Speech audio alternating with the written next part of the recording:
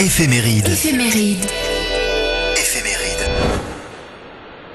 Ah, quelle joie et bonheur de se retrouver sur Plus Radio. Bonjour et bonsoir, bonne matinée à tous sur Plus Radio. Vous écoutez bien évidemment la météo en Champagne-Ardenne et on commence avec les températures. 6 degrés et pour les Ardennes et la Marne, 5 degrés pour l'Aube et 3 pour la Haute-Marne. Vent de sud-ouest de 7 km/h, indice UV de 0, levé donc à 8h38 et couché à 17h03. On continue maintenant sur Plus Radio avec les infos, actualités nationales et internationales. L'actualité nationale et internationale. On continue bien évidemment avec les infos sur Plus Radio. Eh bien, nous commençons avec le sommaire en partenariat avec TF1 News et France Télévisions Info, le site France TV Info. Voici les nouveaux patrons du Pentagone et de la CIA. Nous enchaînerons avec 2 hommes poignardés dans une cité à Paris entre la vie et la mort.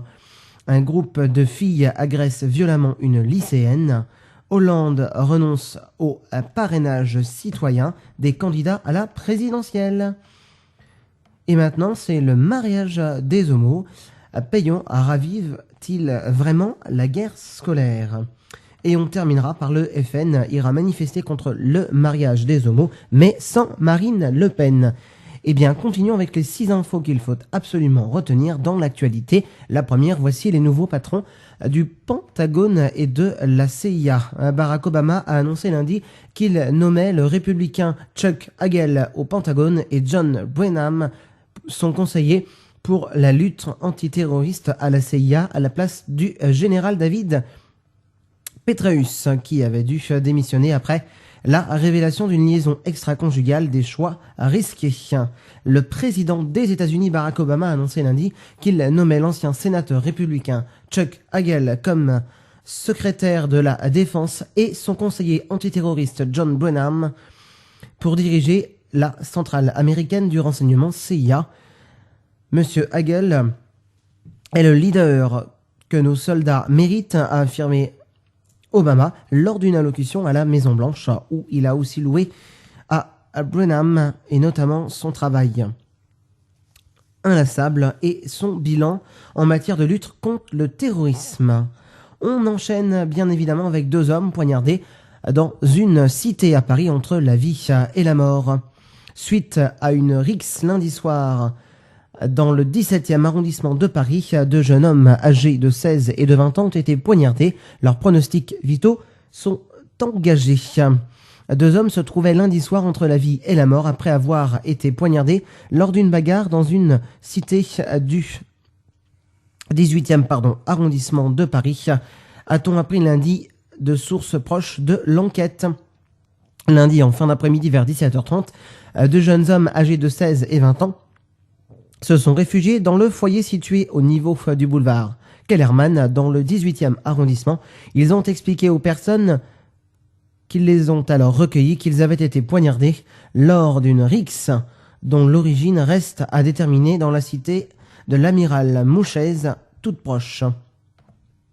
On continue pour cette 3e info avec un groupe de jeunes filles qui agresse violemment une lycéenne. Un groupe de jeunes filles a blessé lundi soir à l'arme blanche dans l'Essonne une adolescente près d'un lycée de Juvisy-sur-Orge. Elle a été transportée à l'hôpital du Kremlin-Bicêtre où les médecins restent silencieux sur son état de santé.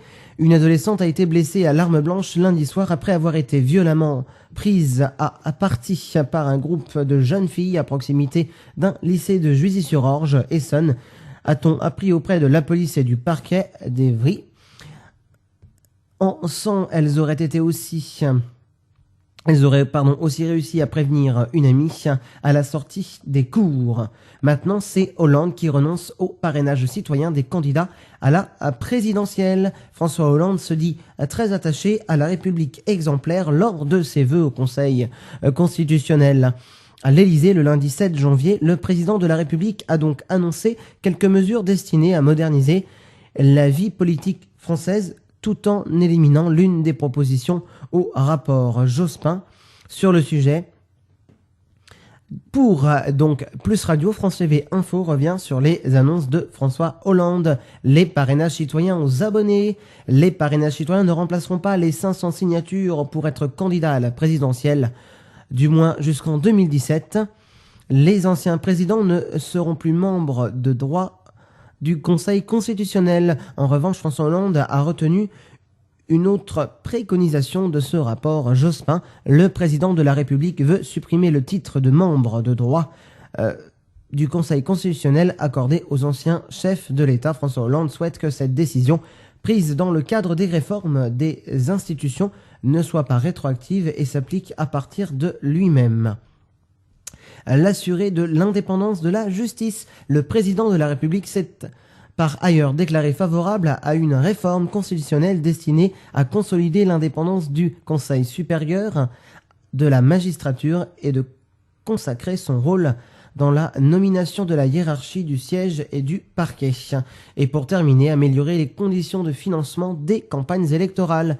Enfin, François Hollande a déclaré avoir demandé un projet de loi pour améliorer les conditions de financement des campagnes présidentielles et pour assouplir les règles d'accès des candidats aux médias.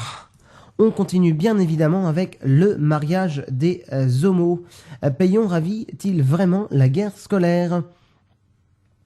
Affichant son opposition à la tenue de débats sur l'ouverture au mariage des couples homosexuels à l'école, notamment privée, Vincent Payon s'attendait-il à une telle levée de bouclier le samedi 5 et dimanche 6 janvier, Christine Boutin puis Jean-Luc Châtel ont accusé le ministre de l'Éducation nationale de vouloir ressusciter la guerre scolaire.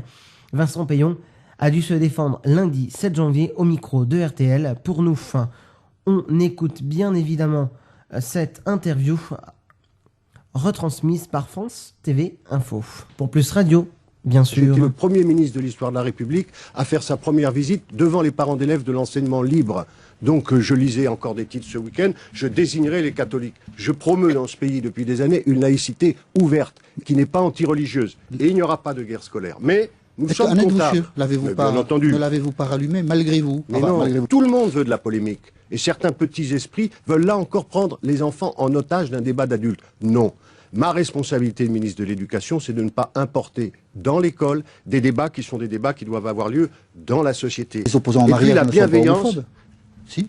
Dans leurs opinions, que je respecte parfaitement, ils ne le sont pas. Dans les discours qu'on tient, dans le climat qu'on peut entretenir, et j'ai un certain nombre de cas qui sont remontés, il faut faire attention. C'est notre responsabilité à tous. Vous évoquez... La laïcité, c'est la neutralité. C'est aussi veiller à ne jamais blesser une conscience. Vous avez souvent évoqué ce principe de neutralité. À l'instant, Vincent Payon, en tant que ministre de l'Éducation, vous n'avez rien dit après l'intervention de Najat Vallaud-Belkacem. Le 15 octobre dernier, dans un collège d'Orléans, elle a parlé du mariage homosexuel et elle a dit cette réforme va permettre plus d'épanouissement, plus de liberté, plus d'égalité dans la société. Au principe de neutralité, Vincent Payon. Non, parce que nous sommes dans ce travail. Non, il quand on est pour le mariage, on peut le dire devant des élèves. Quand on est contre, on ne peut pas le dire. Mais écoutez, vous voyez pas la différence entre organiser 8000 débats, demander que ce soit dans toutes les classes et venir accompagner une association, répondre à la question d'un enfant sur cette question précise, ça se fera. Je ne souhaite pas qu'il y ait de prosélytisme dans les établissements. Je souhaite, et je l'ai demandé au recteur, que ça vaille pour tout le monde. Mais faisons quand même la différence. Et je vais vous dire aussi pourquoi il y a quand même notamment l'enseignement catholique, et pourquoi c'était une dans faute. Votre lettre au recteur. Comme ministre de l'Éducation nationale, je n'ai pas écrit à l'ensemble de mes chefs d'établissement pour demander quand même d'organiser des débats. Chacun sait mon opinion. Donc il y a quand même bien une différence. Je souhaite franchement que les uns et les autres prennent leurs esprits. C'est la rentrée pour 12 millions d'élèves et 1 million de professeurs. Je leur souhaite une bonne année. Eh bien, continuons avec le FN qui ira manifester contre le mariage des homos, mais sans Marine Le Pen. Et oui, hop, voilà, j'ai toujours mon écran. Voilà, alors, le numéro d'équilibriste pour le Front National concernant la mobilisation contre le mariage des homosexuels. Le bureau politique du parti a annoncé lundi 7 janvier la mise en place de sa propre délégation au sein de la manifestation des opposants à la mesure prévue le 13 janvier à Paris. Et ce, alors même que la présidente du parti, Marine Le Pen, a annoncé qu'elle ne se joindrait pas au cortège.